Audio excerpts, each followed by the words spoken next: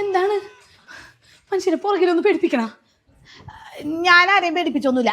നീ ആരെയാണ് നോക്കിയതാണ്. ഞാൻ ആരെ നോക്കി നിൽക്കാൻ? അവിടെ ഒരു ശബ്ദം കേട്ട് അതെന്താണ് നോക്കിയാണ്. എന്നിട്ട് എന്തായിരുന്നു അവിടെ? കേട്ടില്ലേ? ഉള്ളി റോട്ടിൽ കൂടെ അല്ലേ പോണത്? നീ നോക്കിയത് ആ വീട്ടിലോട്ടാണല്ല. എന്റെ പൊന്നമ്മേ, ഞാൻ റോട്ടിലോട്ടാണ് നോക്കിയത്, അല്ലാണ്ട് വീട്ടിലോട്ടൊന്നല്ല. ഇനി നീ അത് പറഞ്ഞാൽ മതി. ഞാൻ കണ്ടാണ് നീ അങ്ങോട്ട് നോക്കി നിൽക്കണത്. ഓ എൻ്റെ പൊന്നമ്മേ, ഞാൻ അങ്ങോട്ട് നോക്കിന്ന് തന്നെ ഇരിക്കട്ടെ. അവിടെ 2 വയസ്സന്മാരല്ലേ ഉള്ളത്. ചെറുപ്പക്കാരുണ്ടെങ്കിൽ പിന്നെ അതെങ്കിലും പറയാം. അപ്പൊ ചെറുപ്പക്കാരുണ്ടെങ്കിൽ നീ അങ്ങോട്ട് നോക്കി നിൽക്കൂന്ന് അല്ലേടി? ചിലപ്പോ നോക്കിപ്പോവും. നീ ആള് കൊള്ളാലോടി. എൻ്റെ പാവം മോൻ. മളമള മളമള ആദ്യ സാധനമില്ല, മണലാരങ്ങളിൽ കഷ്ടപ്പെട്ട് പണിയെടുക്കുമ്പോൾ നീ ഇവിടെ വായി നോക്കി ജീവിക്കണം. അമ്മക്കിപ്പോൾ എന്താണ്? ഞാൻ വല്ലവരെയും വായി നോക്കി എന്നാന്ന് പറയണം അല്ലേ? സമ്മതിക്കണം. ശരി, സമ്മതിച്ച്. ഞാൻ വല്ലവരെയും വായി നോക്കി എന്നാണ് പോരെ? നീ സമ്മതിക്കണ്ട, എനിക്കറിയാം നീ അങ്ങനെ തന്നെ ചെയ്യുള്ളൂ. എന്നാണാവോ വല്ലവരുടെ പൊളിച്ചോടി പോണത്. രാത്രിയും പകലും ഫേസ്ബുക്കിൽ കുത്തിയിരുന്ന് കണ്ടവർ മുഴുവൻ ഒളിച്ചോടി പോയതൊക്കെ കണ്ടിട്ട് ഞാൻ അങ്ങനെ ഒളിച്ചോടി പോകും നിങ്ങൾ വിചാരിക്കണ്ട. എനിക്കും കൂടി വേണ്ടിയാണ് എൻ്റെ ചേട്ടൻ നടക്കുന്നത് കഷ്ടപ്പെടുന്നത്. എനിക്ക് നല്ല ബോധ്യമുണ്ട്. പിന്നെ പ്രവാസികളുടെ ഭാര്യയാണ് ഇങ്ങനെ ഒളിച്ചോടി പോകുന്നതെന്ന് നിങ്ങൾ കഴിഞ്ഞ പ്രാവശ്യം കുടുംബശ്രീയിൽ ഇരുന്ന് പറഞ്ഞത് ഞാൻ അറിഞ്ഞായിരുന്നു. അത് ഞാൻ നിന്നെ ഉദ്ദേശിച്ചല്ല പറഞ്ഞത്, ഞാൻ പൊതുവേ പറഞ്ഞാണ്. അങ്ങനെ പൊതുവേ പറയണ്ട. ഇങ്ങനെ പറയുമ്പോൾ എനിക്കും കൂടി കൊള്ളും. പണ്ടേ പ്രവാസികളുടെ ഭാര്യയാണോ എന്നാൽ നാട്ടുകാർക്ക് പലതും പറയാനുണ്ടാവും. പിന്നെ ഇപ്പം പ്രവാസികളുടെ ഭാര്യ മാത്രമല്ല ഒളിച്ചോടി പോണത്, നാട്ടിൽ ഭർത്താക്കന്മാരുള്ള ഭാര്യമാർ ഒളിച്ചോടി പോകുന്നുണ്ട്. നിന്നോട് പറഞ്ഞിരിക്കാൻ ഞാനില്ല. കഴുത്തിന് ചുറ്റും നാക്ക് വെച്ച് വന്നേക്കാണ്. നിങ്ങളുടെ ഒപ്പമൊക്കെ ജീവിക്കണമെങ്കിൽ കഴുത്തിന് ചുറ്റുമല്ല എല്ലായിടത്തും നാവ് വേണ്ടി വരും. എൻ്റെ മോനെ വൈകിട്ട് ഇങ്ങോട്ട് വിളിച്ചോട്ടെ, ഞാൻ അവനോട് പറയണുണ്ട്. പോയി പറഞ്ഞു കൊടുക്ക്. മോനെ അമ്മയുടെ സ്വഭാവം കറക്റ്റായിട്ട് അറിയാം, അതുകൊണ്ട് തന്നെ തിരിച്ചു കിട്ടാതെ നോക്കിക്കോ. നീ അവനെ വളച്ചേ കുപ്പിയിലാക്കി വെച്ചേക്കാണെന്നൊക്കെ എനിക്കറിയാടി. കുപ്പിയിലാക്കിയതേ ഞാനല്ല, നിങ്ങളുടെ മൂത്ത മരുമോള്. അതുകൊണ്ടല്ലേ ചേട്ടനെ കുപ്പിയിലാക്കി ക്യാൻഡയിലോട്ട് കൊണ്ടുപോയത്. അവളൊരു പാവമാണ്. എന്തൊരു സ്നേഹമാണെന്നറിയോ എന്നോടൊക്കെ. അമ്മേന്ന് തികച്ചു വിളിക്കൂല. അവളുടെയൊക്കെ കാല് കഴുകിയ വെള്ളം നീ കുടിക്കണം. അയ്യോ കുടിച്ചോളാമേ. എന്നിട്ട് എന്ത് ചെയ്യും സ്നേഹമുള്ള മരുമോള് 3ാമത്തെ പ്രസവത്തിനും അമ്മനെ ക്യാൻഡയിലോട്ട് കൊണ്ടുപോവാതെ സ്വന്തം അമ്മനെ കൊണ്ടുപോയത്? അത് എനിക്ക് പാസ്പോർട്ടൊന്നും ഇല്ല. ചിലപ്പോൾ അതായിരിക്കും. പാസ്പോർട്ട് എടുക്കാൻ വലിയ പണിയാണല്ലോ. ഇതേ 4ാമത്തെ തവണയാണ് ചേച്ചിയുടെ അമ്മനെ കൊണ്ടുപോകണത്. ഒരു തവണയെങ്കിലും ചോദിച്ചാ വന്നുണ്ടാന്ന്? ഇല്ലല്ലോ. അവരാ പണിയെടുക്കാൻ വേണ്ടിയല്ലേ കൊണ്ടുപോയേക്കണത്. എനിക്ക് പണിയെടുക്കാൻ മേലാത്തോണ്ട് എന്നെ കൊണ്ടുപോകാത്തിരിക്കും. എനിക്കാണെങ്കിൽ എന്നെ കൊണ്ടുപോയി നിർത്തി കഴിഞ്ഞാൽ അവർക്ക് എന്നെ നോക്കണം, രാവിലെ ഭക്ഷണമൊക്കെ ഉണ്ടാക്കി വെച്ചിട്ട് പോകണം. അതൊക്കെ ബുദ്ധിമുട്ടാവൂലേ? അതായിരിക്കും കൊണ്ടുപോകാത്തത്. അല്ലാണ്ട് സ്നേഹമില്ലാണ്ടൊന്നല്ല. എല്ലാ കൊല്ലം വരുമേ അവളൊരു വളയാണ് എനിക്ക് ഇട്ട് തരാറ്. വള കൊണ്ടുവരേണ്ട കാരണം കൊണ്ടായിരിക്കും ചേച്ചിന് 5 കൊല്ലം കൂടുമ്പേ വരണുള്ളൂ എന്ന് പറഞ്ഞത്. അങ്ങനെ പറഞ്ഞ അവള്? കഴിഞ്ഞ ദിവസം വിളിച്ചപ്പോ പറഞ്ഞതാ. അപ്പോ വള കിട്ടാൻ 5 കൊല്ലം കാത്തിരിക്കണം. കൂടി വന്നാൽ 2 വളയും കൂടി കിട്ടുമായിരിക്കും. പക്ഷെ പറയാൻ പറ്റില്ല. ഇവരെല്ലാം ആള് എൻ്റെ 16ന് സദ്യക്ക് ഉപ്പും കൂടി വിളമ്പിയിട്ടേ പോകാൻ സാധ്യത ഉള്ളൂ. എന്താടി നോക്കി പേടിപ്പിന്നെ? ഞാൻ നോക്കിയാ പേടിക്കണ ഒരാള്.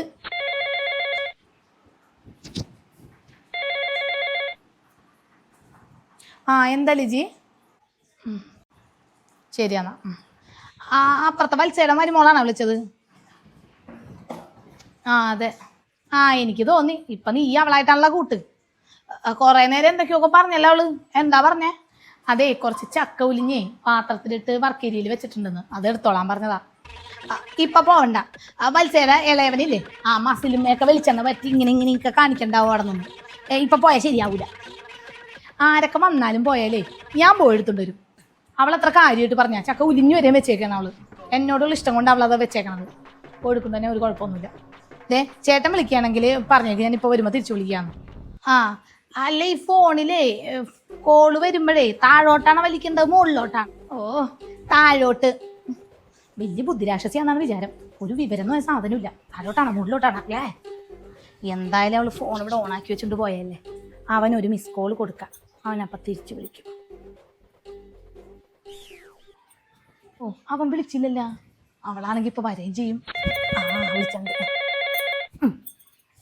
മോനെ എന്തെടുക്കായിരുന്നു? ഞാനിങ്ങനെ ചുമ്മാ ഇരുന്നപ്പോ മിസ് കോൾ അടിച്ചതാണ്. അവള് ഇതേ അപ്പുറത്തെ രുചിയുടെ വീട്ടിൽ പോയിട്ട് കുറേ നേരമായി. എന്ത് വർത്താനം പറഞ്ഞിരിക്കണെന്നാവോ. ഞാൻ പിന്നെ ഉച്ചക്കലത്തേക്കുള്ളതൊക്കെ അങ്ങോട്ട് ആക്കി. എനിക്ക് കറക്റ്റ് സമയത്ത് ഭക്ഷണം കഴിച്ചില്ലെങ്കിൽ ഒട്ടും പറ്റണില്ല. ഇപ്പൊ കയ്യും കാലൊക്കെ വിറക്കണെന്നേ.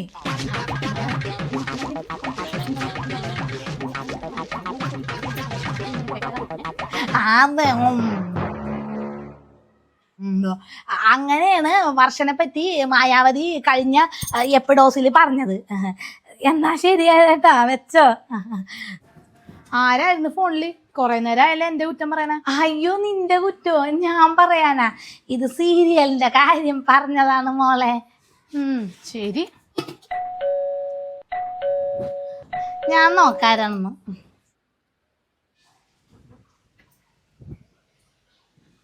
ആരാണ്? എൻ്റെ രേവതിയുടെ വീടല്ലേ ഇത്? ഇതെന്റെ വീടാണ്, സുലോചനയുടെ വീട്. എൻ്റെ മരുമോളാണ് രേവതി. അല്ല രേവതി ഇല്ലേ? വിളിക്ക. അകത്തോട്ട് കേറണ്ട, ഇവിടെ തന്നെ നിന്നോ കേട്ടോ. എടിയേ ആരോ വന്നിട്ടുണ്ട് കേട്ടോ, നിന്നെ അന്വേഷിച്ച്. ആരാണെന്നാവോ? നീയാണാ? വാടി അകത്തോട്ട് കയറുക. ഇരിക്കടി. നിന്റെ നമ്പർ മാറിയായിരുന്ന? ഞാൻ കഴിഞ്ഞ ദിവസം എന്തിനോ വേണ്ടി നിന്നെ വിളിച്ചപ്പോ കിട്ടണ്ടായിരുന്നില്ല. ആടി നമ്പർ ഒന്ന് ചേഞ്ച് ചെയ്തായിരുന്നു. ആ നമ്പറിൽ നിന്ന് ഞാൻ നിനക്ക് മെസ്സേജ് അയച്ചിട്ടുണ്ടായിരുന്നു, പക്ഷെ നീ നോക്കിയിട്ടില്ല. അതാണ് ഈ വഴി പോയപ്പോൾ ഒന്ന് വരാമെന്ന് വിചാരിച്ചത് ഇങ്ങോട്ടെ. പിന്നെ എനിക്കൊരു ഡൗട്ടായി ഇവിടം വരെ എത്തിയപ്പോൾ ഏത് വീടാണെന്നേ. അന്ന് വന്നപ്പോൾ ഈ വീടൊന്നും ഉണ്ടായിരുന്നില്ലെന്ന് തോന്നണല്ലേ. അതുകൊണ്ട് എനിക്ക് ഭയങ്കര ഡൗട്ട് തോന്നിയായിരുന്നു. ഒരു പ്രാവശ്യമല്ലേ വന്നിട്ടുള്ളൂ. ഒരു പ്രാവശ്യം ഇങ്ങോട്ട് വന്നിട്ടുണ്ടോ? അതെന്തിനാ വന്നത്? ഞാനുണ്ടായിരുന്നു അന്ന്. അത് ഞങ്ങൾ റീയൂണിയനേ പോയിട്ട് വന്നപ്പോൾ ഇങ്ങോട്ട് ഇവളാക്കി കൊടുത്തത് ഞാനാണ് വണ്ടിക്ക്. ഓ എടി നീ അറിഞ്ഞില്ലേ അജയൻ്റെ കാര്യം? ഏതജയൻ? അത് ഞങ്ങളുടെ ഒപ്പം കോളേജിലുണ്ടായിരുന്ന ഒരാളാ. അവൻ എന്തു പറ്റി? അതെ അവൻ്റെ വൈഫ് മരിച്ച്. അതാ അറിഞ്ഞാന്ന് ചോദിച്ചത്. അയ്യോടി ഞാൻ അറിഞ്ഞില്ല. എന്നായിരുന്നു അത്? 2-3 ദിവസമായിടി. ഞാൻ ഗ്രൂപ്പിലിട്ടിരുന്നല്ല, നീ കണ്ടില്ലേ? ഞാൻ അധികം ഫോൺ നോക്കാറില്ല, അതുകൊണ്ട് തന്നെ ഒരു വിശേഷവും ഞാൻ അറിയാറില്ല. എന്തൊരു കള്ളാണ് നോക്കിയേ. ഞാൻ നോക്കുമ്പോ ഫോണുമ്പോ കുത്തിക്കൊണ്ടിരിക്കണ്ടാവും. ഇപ്പൊ നിങ്ങളോട് നോക്കാറില്ല. കൊള്ളാം. നീ കാര്യ കണ്ട അമ്മ ഇങ്ങനെ ഇടക്കിടക്ക് കോമഡി പറഞ്ഞോണ്ടിരിക്കും. ആസ്ഥാനത്തെ കോമഡി. ആടി ഞാൻ ജോക്കറാണ് ഇവിടത്താ. ഇതെന്ത് തള്ള.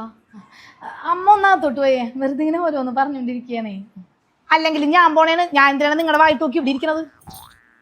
നീ എങ്ങനെ സഹിക്കണ്ടി ഇവരാ? സഹിച്ചല്ലേടി പറ്റൂ. ചേട്ടനാണെങ്കിൽ ഇളയ മോനായി പോയില്ലേ. മൂത്ത മോനായിരുന്നെങ്കിൽ മാറിയെങ്കിലും താമസിക്കായിരുന്നു.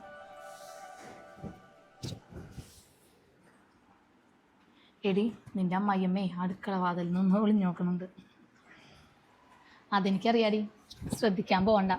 ഇവിടെ ചേട്ടനും കൂടി ഇല്ലാത്തതുകൊണ്ടേ എന്നെ വല്ലാത്ത സംശയമാണ് നമുക്ക്. ആരെങ്കിലും വന്നാൽ ഇതുപോലെ ഒളിഞ്ഞു പോയിക്കൊണ്ടിരിക്കും. എന്നാൽ പിന്നെ നിനക്ക് ചേട്ടനോട് നാട്ടിൽ വന്ന് വല്ല ജോലി നോക്കാൻ പറയായിരുന്നില്ലേ? അതാവും നിനക്ക് ഒരുമിച്ച് നിൽക്കാമല്ല. അതൊന്നും ഇപ്പം പറ്റൂലാടി. കുറേ കടങ്ങളുണ്ട്. പെങ്ങന്മാരെ കെട്ടിച്ചുവിട്ടതും വീടൊക്കെ പുതുക്കി പണിതതും ഒക്കെ കുറേശ്ശെ ഇപ്പം ഇങ്ങനെ വീട്ടിൽ വരികയാണ്. ഒരല്ലാതെ പോണത് ചേട്ടൻ കറക്റ്റായിട്ട് പൈസ അയക്കണോണ്ടാ. ചേട്ടൻ കൃത്യമായിട്ട് പണമൊക്കെ അയച്ചെന്ന് എല്ലാം നന്നായിട്ട് കൈകാര്യം ചെയ്യുന്ന ആളാണല്ലേ. പ്രവാസി ആയതുകൊണ്ട് തന്നെ NRI ടേം ഇൻഷുറൻസ് എടുത്തിട്ടുണ്ടാവൂലേ? NRI term ഇൻഷുറൻസാ?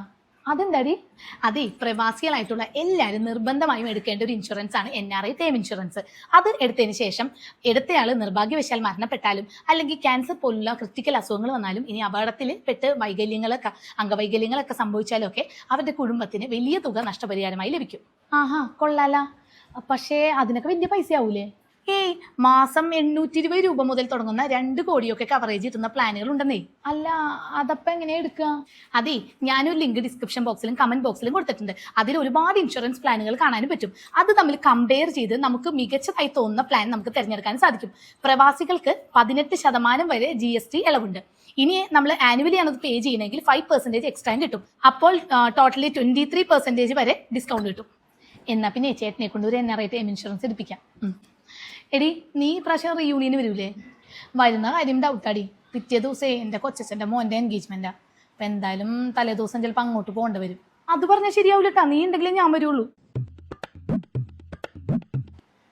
നോക്കട്ടെടി, ഒരു ഉച്ചവരെയെങ്കിലും വരാൻ പറ്റുമോ നോക്കട്ടെ. നിനക്ക് എന്നാ ഉണ്ട് വിശേഷം? നിന്റെ പുതിയ വീടിൻ്റെ പരിപാടിയൊക്കെ കഴിഞ്ഞാ? എന്നാണ് ഞാൻ അങ്ങോട്ട് മാറി താമസിക്കണത്? ആഹാ ആ അതിന് ഇനി സമയം എടുക്കും, പെയിന്റിങ്ങും കൂടി ഉള്ളൂ. പക്ഷേ പണിക്കാർ വന്നില്ലെന്നേ, അവരെ കിട്ടാൻ ബുദ്ധിമുട്ടല്ലേ.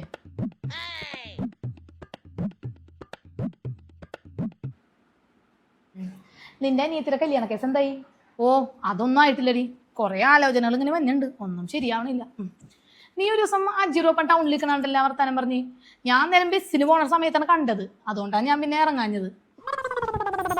ഏതാച്ചി ആ ഡ്രൈവിംഗ് സ്കൂൾ നടത്തണവനാ അല്ലെങ്കിൽ ഇവിടെ പാല് കൊണ്ടുവന്നവനാ? അല്ല ചിലപ്പോ അലൂമിനിയം ഫാബ്രിക്കേഷൻ ചെയ്യുന്നവനായിരിക്കും അല്ലേ. ഇവിടെ പണിക്ക് വന്നപ്പോ തന്നെ നിന്റെ കൊഞ്ചിക്കൊഴയിൽ ഞാൻ കണ്ടായിരുന്നു, എനിക്ക് അന്നേരേ സംശയം ഉണ്ടായിരുന്നു. ഇപ്പൊ നിന്റെ സ്വന്തം കൂട്ടുകാരുടെ വായ തന്നെ വീണില്ലേ. അതാണ് വേണ ദൈവം ഉണ്ടെന്ന്. എന്റെ മോൻ പാവം ആ മണല ആവശ്യമുള്ള പാവം വാക്കും കിട്ടൂല, ആ സ്ഥലത്ത് കിടന്ന് കഷ്ടപ്പെടുകയാണ്. അപ്പൊ നീ ഇവിടെ അജിയോടൊപ്പം സൂഹിക്കണ് അല്ലേടി. എന്റെ പൊന്നമ്മേ പറഞ്ഞു എങ്ങോട്ടാണ് ഈ പോണത്? അജി എന്ന് പറഞ്ഞു കഴിഞ്ഞാ അജിത, ഞങ്ങളുടെ രണ്ടുപേരും കോമൺ ഫ്രണ്ടാണ്. ആ അജിത, ആ ഞാൻ പെട്ടെന്ന് തെറ്റിദ്ധരിച്ച്. അവളാ അജിന്നാ ഞങ്ങള് വിളിക്കാറ്. ഉച്ചയൂണാവുമ്പോ എന്നെ വിളിക്ക്, ഞാൻ കുറച്ചു നേരം ഒന്ന് മയങ്ങട്ടെ. എടി ഇതൊക്കെ കേട്ടിട്ടും നിനക്കൊരു കുലുക്കില്ലേടി? എടി ഇതിവിടെ സ്ഥിരം പരിപാടിയാ, അതുകൊണ്ട് ഇതൊന്നും എനിക്കൊരു പുത്തരിയല്ല. നീ എങ്ങനെ സഹിക്കണടി ഇവരാ? സഹിക്കാണ്ട് പറ്റൂല്ലടി. കഴിഞ്ഞ തവണ ചേട്ടൻ ലീവിന് വന്നപ്പോൾ പറഞ്ഞ് പാസ്പോർട്ട് എടുക്ക്, നമുക്ക് പോവാം, ഒരുമിച്ച് പോവാം, കുറച്ച് ദിവസം നിന്നിട്ട് വരാമല്ലാന്നും പറഞ്ഞു. അപ്പം എന്നാൽ പോവാന്നൊക്കെ പറഞ്ഞ് പാസ്പോർട്ടൊക്കെ എടുത്തു കഴിഞ്ഞപ്പോൾ അതേ അമ്മ ബാത്റൂമിൽ ഉരുണ്ടലിച്ച് വീണു. പോകാൻ പറ്റിയില്ല. ഇനിയിപ്പോൾ മോനെ സ്കൂളിൽ ചേർത്ത് വെക്കണോണ്ട് പിന്നെ ഇനിയിപ്പോൾ അതും ഒട്ടും പറ്റൂല. ഇനിയിപ്പോൾ വെക്കേഷനൊക്കെ പോയി നിൽക്കാൻ പറ്റുള്ളൂ. അവിടെ എവിടെയെങ്ങാണ്ടേ ഒളിച്ച് വെക്കുന്നുണ്ട് നമ്മുടെ സംസാരം എന്താണെന്ന് കേൾക്കാനേ. എന്നാ മോളെ ഞാൻ ഇറങ്ങട്ടെടി, പിന്നെ വരാട്ടാ. ശരിയടി, ഞാൻ വിളിക്കാം. ആ ഓക്കെ ബൈ. പോയാ പെണ്ണ്? ആ ദേ ഇറങ്ങി. ആ പെണ്ണായിട്ടേ അധികം കൂട്ടു വേണ്ടട്ടാ, അവളുടെ മോന്തയെ തന്നെ എഴുതി വെച്ചിട്ടുണ്ട് അവൾ ആള് ശരിയല്ലെന്ന്. ആരായിട്ടേ ഞാൻ കൂട്ടുകൂടണം വേണ്ടാന്ന് തീരുമാനിക്കണം ഞാനാ. നിങ്ങളുടെ ഒരു കൂട്ടുകാരി ഉണ്ടല്ലോ ആ ഏഷ്ണി മറിയം, ആ അവരായിട്ട് കൂട്ടുകൂടണ്ടെന്ന് പറഞ്ഞാൽ നിങ്ങൾ കേൾക്കുമോ? ഇല്ലല്ല. ആ അവളെ പോലെയാണ് ഈ വന്നവള്. അവളായിട്ട് മറിയായിട്ട് ഒരു 10-20 കൊല്ലത്തെ ബന്ധമാണ്. ആ ഞങ്ങളും അതെ, 10-12 കൊല്ലമായിട്ടുള്ള കൂട്ടാ. ഡിഗ്രിക്ക് മുന്നേ അറിയണതാ. ഈ കാലത്തെ പെണ്ണുങ്ങളുടെ കൂടെയും പെണ്ണുങ്ങൾ ഒളിച്ചോടി പോണ കാലമാണ്. അങ്ങനെ ഒളിച്ചോടണമെന്നുണ്ടായിരുന്നെങ്കിൽ എനിക്ക് പണ്ടേ ഒളിച്ചോടായിരുന്നു. ആഹാ ഒരു അമ്മായിയമ്മയുടെ മുഖത്ത് നോക്കി പറയേണ്ട കാര്യമാണോ ഇത്? അല്ല ഒരു മരുമോളോട് ചോദിക്കേണ്ട കാര്യങ്ങളാണ് അതൊക്കെ. നിന്റെ ഭർത്താനെ കുറച്ച് കൂടുന്നുണ്ട് കേട്ടാ, നാട്ടക്കി നിർത്തിക്കോ. കാലം പോയൊരു പോക്കേ. പണ്ടൊക്കെ അമ്മായിയമ്മമാർ ഇവിടെ ഇരിക്കണ്ടെന്ന് പറഞ്ഞ് ഉമ്മർത്തേക്ക് ഒരു പെൺമക്കളും മരുമക്കളും വരൂല. ഓ ഇപ്പോഴത്തെ മരുമക്കളൊക്കെ നടിച്ചങ്ങളാണ്. ആണ് അതൊന്നുമല്ല. ആരോടാണ് കുറെ നേരം അല്ല? ചേട്ടനാണമ്മേ. ഇങ്ങനെ ഫോൺ വിളിച്ചുകൊണ്ടിരുന്ന് കഴിഞ്ഞാൽ അവൻ അവിടെ ജോലിയൊന്നുമില്ലേ? പിന്നെ ഉള്ള നല്ല മണിക്കാത്ത ജോലിയും പോയി കഴിഞ്ഞാൽ പിന്നെ ബേഷായി. ചേട്ടാ എന്നാ ഞാൻ രാത്രി വിളിക്കാം, ഇപ്പൊ ഡ്യൂട്ടി ടൈം അല്ലേ. ശരി എന്നാ. നീ അവൻ്റെ ജോലി കളയോടി, അവിടെ ഫ്രീ ആയിരുന്നപ്പോൾ വിളിച്ചതാണ്. ആ ഞാനേ ഇന്നു മുതൽ നിന്റെ ഒപ്പോണ്ട കിടക്കണത്. അതെന്തിനാണ്? അത് ഒടുക്കത്തെ ചൂടല്ലേ, എനിക്ക് ചൂടത്ത് കിടന്നിട്ട് ഉറക്കം വരില്ല. ആ മുറിയിലാവുമ്പോൾ AC ഉണ്ടല്ലോ, അപ്പം AC ഇട്ട് കിടക്കാം. അതിന് ഞാൻ AC ഒന്നും ഇടാറില്ല. ഇന്നു മുതൽ അങ്ങോട്ട് ഇടാല്ല. ഓ രാത്രി ഞാൻ ചേട്ടനോട് വർത്താനം പറയാതിരിക്കാനുള്ള അടവായിരിക്കും, എനിക്ക് മനസ്സിലാവുന്നുണ്ട്. അതേടി നീ ഇത്രയും കൊഞ്ചിക്കുഴഞ്ഞോ മതി, ഇനി രാത്രിയും കൂടി വർത്താനം പറഞ്ഞ് കൊഞ്ചിക്കുഴയണ്ട. ഇനി അവൻ വരുന്നത് വരെ ഞാൻ നിന്റെ ഒപ്പം കിടക്കും. ആ ഇവരൊരു മുഷിക്ക് പിടിച്ച സാധനം തന്നെ. കഴിഞ്ഞ ദിവസേ ചൂടെടുത്തിട്ട് എനിക്ക് ഉറങ്ങാൻ പറ്റണ്ടായിരുന്നില്ല. അന്നേരം ഞാനന്ന് ഇവിടെ വന്നിരുന്ന് സെറ്റിയിലാണെങ്കിൽ ഇരുന്നാൽ ഉറങ്ങാലാന്ന് വിചാരിച്ച് വന്നപ്പാ നീ ഫോണിൽ ആരോടോ സംസാരിക്കണം ഞാൻ കേട്ട്. അത് ചേട്ടൻ വിളിച്ചതായിരിക്കും. എനിക്ക് നല്ല സംശയമുണ്ട് നീ അവനെ തന്നെ വിളിച്ചാണെന്ന്. വെളുപ്പിന് വരെയും സംസാരിക്കാൻ എന്താ ഉള്ളത്? എന്തൊക്കെ കാര്യങ്ങൾ പറയാനുണ്ട്? ഒരു ദിവസത്തെ എല്ലാ കാര്യവും പറഞ്ഞു തരുമ്പോൾ തന്നെ ഏകദേശം 1 മണിയൊക്കെ ആവാറുണ്ട്. അതെ ഇന്നു മുതൽ അത് വേണ്ട, കുറച്ചു നേരം അങ്ങോട്ട് സംസാരിച്ചിട്ട് അങ്ങോട്ട് ഫോൺ വെച്ചോണം. എനിക്ക് ഈ ഫോൺ സംസാരിക്കണ കേട്ട് കഴിഞ്ഞാൽ ഉറക്കമേ വരില്ല. പിന്നെ ഈ വയസ്സാം കാലത്ത് AC കിടന്നില്ലെങ്കിൽ പിന്നെ എന്ന് AC കിടക്കാനാണ്?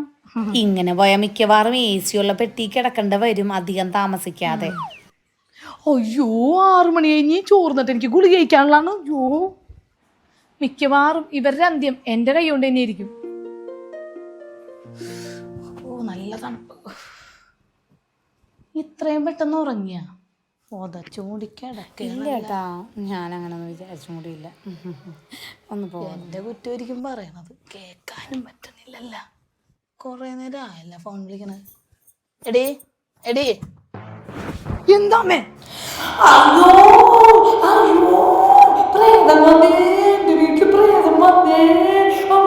അയ്യോ ഇത് ഞാനാ കിടന്നപ്പോ ഫേസ് മാസ്ക് ഇട്ടതാ. മനുഷ്യനെ പേടിപ്പിച്ച് കൊല്ലൂ നീ. ഞാനിവിടെ വന്ന് കിടക്കുന്നത് നിനക്ക് ഇഷ്ടമല്ലെങ്കിൽ അത് പറഞ്ഞാ പോരെ.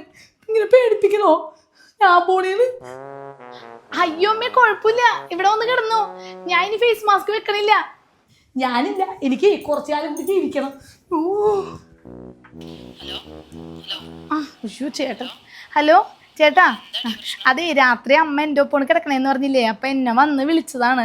ഞാൻ ഫേസ് മാസ്ക് ഇട്ടാക്കണത് പറയാൻ മറന്നുപോയി. എന്നെ കണ്ട് പേടിച്ചു പോയി. ഇനി വഴി വരൂലെന്നാ തോന്നണത്. അപ്പൊ ഇനി ഫേസ് മാസ്ക് സ്ഥിരാക്കിയാലോ? അതായിരിക്കും നല്ലത്. ഹലോ, ഞാൻ വീഡിയോയുടെ റിലേറ്റഡ് NRI ടൈം ഇൻഷുറൻസിന്റെ കാര്യം പറഞ്ഞായിരുന്നു. ഇപ്പൊ നമ്മുടെ നാട്ടിൽ ഒരു കുടുംബത്തിൽ ഒരു പ്രവാസിയെങ്കിലും ഇല്ലാതിരിക്കില്ല അല്ലേ? പ്രവാസിയായിട്ടുള്ള ആൾക്കാർ അവിടെ നല്ല കാലമൊക്കെ അവിടെ കഷ്ടപ്പെട്ട് ജീവിച്ച് എന്തെങ്കിലും സംഭവിച്ചു പോയി കഴിഞ്ഞാൽ അവരുടെ ഭാര്യയുടെയും കുട്ടികളുടെയൊക്കെ ജീവിതം അത്ര നാൾ ഉണ്ടായിരുന്ന പോലെ ആയിരിക്കില്ല അല്ലേ?